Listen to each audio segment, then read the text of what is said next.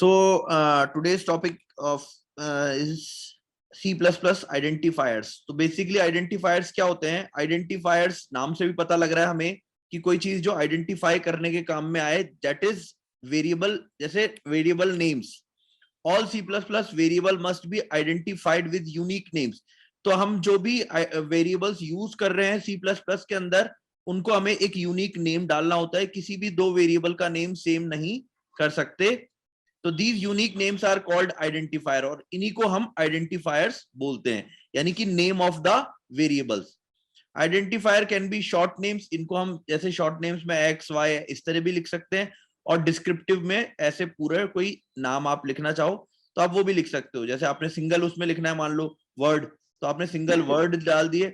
और जब आप है ना डबल वर्ड में डालते हो, तो आपको एक छोटी सी चीज ध्यान रखनी चाहिए. ये कोई रूल नहीं है, लेकिन ये मतलब इसको फॉलो किया जाता है जनरली, कि जब डबल वर्ड होते हैं तो जो सेकंड वर्ड आया है, उस सेकंड वर्ड का जो फर्स्ट लेटर है उसको आप कैपिटल कर दीजिए इस तरीके से. तो ये गुड प्रैक्टिस में माना जाता है, रूल नहीं है. आप इसको स्मॉल भी लिख सकते हो, but it is consider as a good practice for giving name to your variables. तभी सर आपने कल माय नंबर का एन कैपिटल लिख रखा था, और वो भी मैंने नोट किया था. तो इस तरीके से, और यहाँ पे भी आप देखोगे नीचे भी एक एग्जांपल में इसी तरीके से कर रखा है कि जो सेकंड लेटर है उसका देखिए ये भी कैपिटल, फिर आगे भी आप कैपिटल ऐसे कर सकते हो. तो गुड प्रैक्टिस है, सिंपल, और कुछ खास नहीं है. ठीक है, ये हो गया. अब इसका एग्जाम्पल हम देख रहे हैं, तो हम पहले भी देख रहे थे. तो जैसे हमने यहाँ पे एक इंटीजर टाइप का एक वेरिएबल ले रहे हैं, उसका नाम हमने लिखा मिनट्स पर आवर. तो ये हमने मल्टीपल वर्ड्स का लिया है, इसलिए फर्स्ट वर्ड को तो हमने पूरे को स्मॉल कर दिया. सेकंड वर्ड और थर्ड वर्ड का जो फर्स्ट लेटर आ रहा है, इनको हमने कैपिटल में कर दिया, फिर वैल्यू असाइन कर दी है. तो this is a good practice.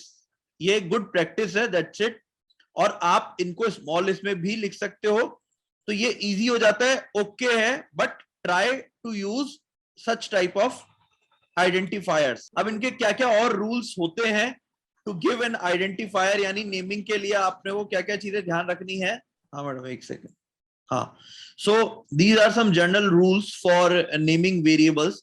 तो पहला है, जैसे name can contain letters, digit और अंडरस्कोर. तो नेम के अंदर लेटर भी हो सकते हैं, डिजिट्स भी हो सकते हैं, अंडरस्कोर्स भी आप लगा सकते हो. और हमेशा जो name must begin with a letter और एन अंडरस्कोर. एक लेटर या अंडरस्कोर से ही बिगिन होना चाहिए. ऐसा जनरली नहीं करना चाहिए कि अपन नंबर से किसी उसको यूज करें, डिजिट से नहीं करना है. मतलब try to start with letters and underscore, हमेशा इससे ही करना है. नेम्स केस सेंसिटिव होते हैं. मतलब अगर आपने मान लो डिक्लेयर करते टाइम ये वाला नाम डाला है, और आप उसको यूज करते टाइम अगर ये वाला नाम डाल रहे हो, तो वो एरर देगा कि ये तो कोई बनाया ही नहीं है.